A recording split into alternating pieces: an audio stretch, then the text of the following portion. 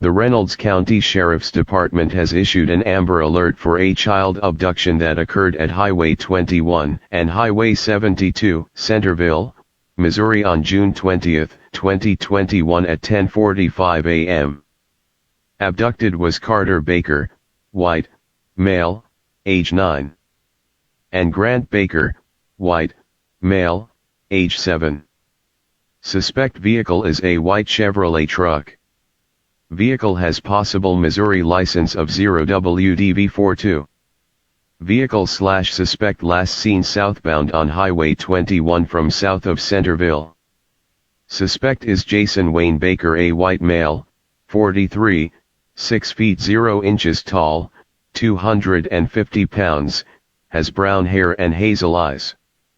Suspect shot the children's mother and left the area with them in his vehicle. Suspect is armed. Please call 911 or Reynolds County Sheriff's Department at 573-648-2491 if you have any information pertaining to this alert.